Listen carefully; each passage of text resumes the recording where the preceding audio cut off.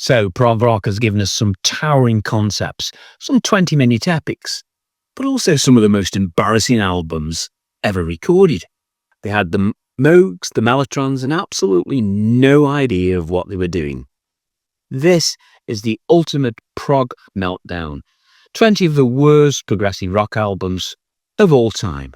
Now, can you bear to watch? Let's make a start. They're not ranked. They are just dreadful. So at number 20, we're starting with Camel. The album is the Single Factor from 1982. Now, one of the masters of symphonic soundscapes, Camel delivered a limp, pop-tinged album that barely felt like their own work. There was internal conflicts and label pressures, and this gutted their creativity. And this left behind one of their blandest entries in their catalogue. A prog band forced to play it safe, and it shows. Number 19, Steve Hackett and Cured from 1981. Now, the former Genesis guitarist swapped epic guitar lines for drum machines and glossy synths. It was Hackett's stab at radio-friendly new wave, but really it fell flat on its face. The songs lack depth and the production just feels sterile. It was a painful departure from his otherwise rich solo work. Number 18 is Starcastle and Reel to Reel in 1978. Now, Starcastle had always been accused of being a Yes clone, but here what they'd done is they'd abandoned prog entirely for this half-baked stab at a commercial rock album. It was a betrayal to the fans and a creative nosedive that really effectively ended their career. Be careful, prog light? More like no prog. And at number 17, we've got IQ and Nomzamo from 1987. Now, after they'd lost their original vocalist, IQ tried to rebrand with a more accessible, radio-friendly sound. Guess what? What came out was an identity crisis of an album. Flat, inconsistent, and lacking the emotional punch of their earlier work. Prog fans didn't buy it, and neither did anywhere else. At 16, it's GTR and their self-titled from 1986. Now, a second appearance for Steve Hackett on this one. He and Steve Howe together really sounds like prog heaven, but instead we got this soulless, synth-drenched mess.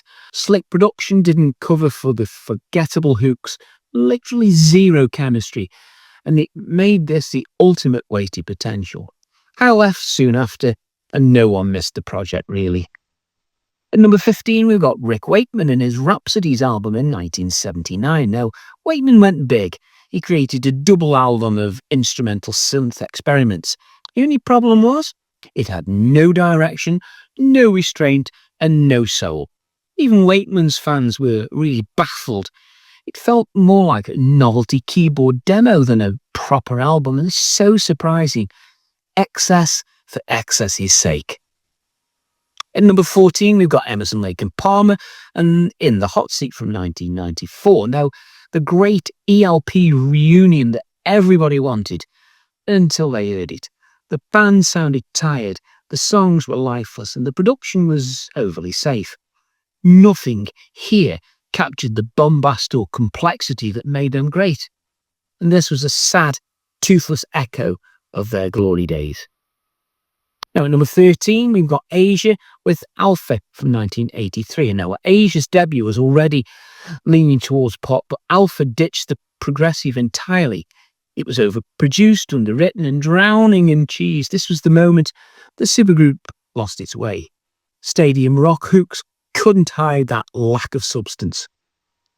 At number 12, we have Dream Theater with The Astonishing from 2016. Now, this was a rock opera that forgot how to rock. The Astonishing is a bloated 2-hour concept album with an incoherent story and repetitive music. Even devoted fans struggle to sit through it. Ambitious? Yes. Enjoyable? Not in the slightest. At number 11, we've got Kansas and In the Spirit of Things from 1988. Now, Kansas dived headfirst into slick corporate AOR with this half-concept album. The problem? There was no memorable songs, there was no real progression, and little energy. The heart and complexity were gone. The spirit of Kansas was clearly elsewhere. Well, we're into the top 10 now, and next up is at number 10, Van de Graaff Generator with Time Vaults from 1982. Now, technically, it was a compilation album, but that didn't stop it from being an embarrassment. Sloppy demos, poor audio quality, and unpolished ideas made this unlistenable. A cash grab in every sense, and a black market on an otherwise fearless band.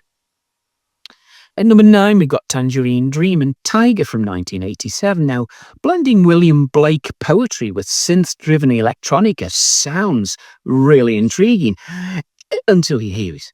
Tiger awkwardly grafted vocals onto what should have been an instrumental. The result was confusing, clunky, and tonally off. Even long-time fans were baffled. Surprise one here, number 8, The Moody Blues, Octave from 1978. Now, after their 6-year break, the band returns, but sounded tired and really out of touch.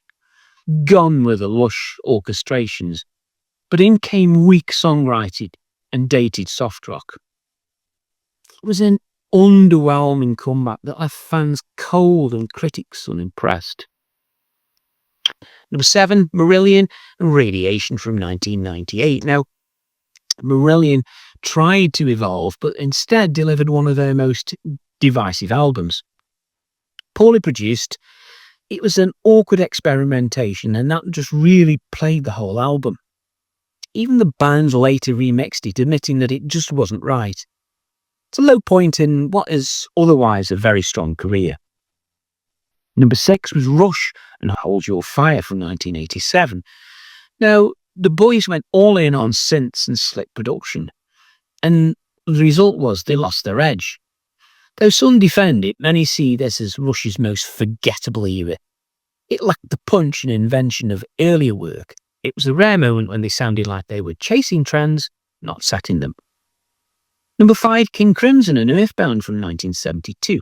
Now, this is a legendary band with one of the worst live albums in rock history. Muddy sound, poor performances, and a lo-fi recording that really sounds like it was taped in a wind tunnel, and that's being kind.